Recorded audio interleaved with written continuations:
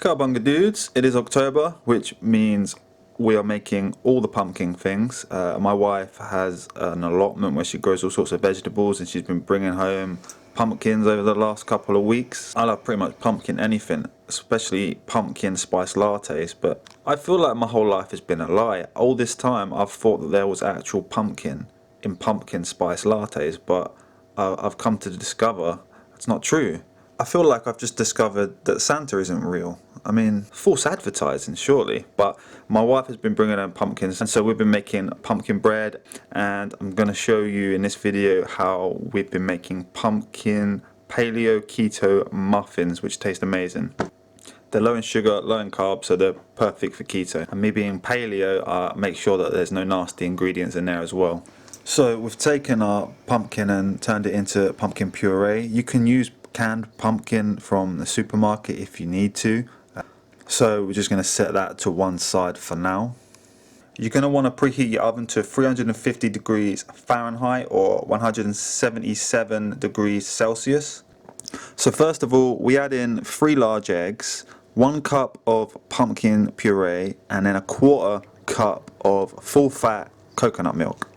Okay, next we're adding our sweetener. Now to keep it keto, we're using erythritol sweetener. You can also use stevia or monk fruit sweetener. If you're paleo, erythritol and stevia sweetener, they're a bit of a grey area food.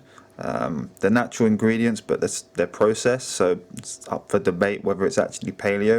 If you want to keep it really strict, you could stick with monk fruit sweetener. It wouldn't be keto, but you could use coconut sugar, maple syrup, or honey. But for us, we like to keep the sugar low, so we usually use erythritol or stevia. We have also tried this recipe with coconut sugar, and it tastes absolutely amazing as well, but that's up to you. We're using 1/2 cup of erythritol sweetener here. We then add in 2 tablespoons of melted coconut oil. We then add in 1 teaspoon of pure vanilla extract. And then we whisk that all together until it's blended smoothly. In a separate bowl, we then combine the following: 1 3/4 cup almond flour, 1/4 cup arrowroot flour, 3/4 teaspoon of baking soda, 2 teaspoons of pumpkin pie spice, 1 teaspoon of ground cinnamon, and 1 teaspoon of fine sea salt. Then we'll stir in the dry mixture with the wet mixture until it's all fully combined. We'll then grease a muffin tin with coconut oil and spoon in the batter, and we'll bake that for 20 minutes, again at 350 degrees Fahrenheit or 177 degrees Celsius. You should be able to get a good 9 or 10 muffins out of this mixture. When they're done, take them out of the oven and set them to one side to cool down and properly set for at least half an hour. What I love about these is you can have them pretty much any time of day. I've tried having them in the morning for breakfast with a ham and egg cup. You can have them for a snack throughout the day, but they go great as a dessert as well.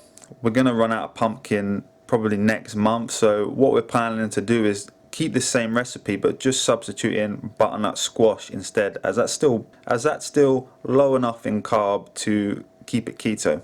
Give them a try. Hopefully you like the recipe. I absolutely love it. If you do, let me know in the comments down below what you think, how it came out for you. Cowabunga dudes.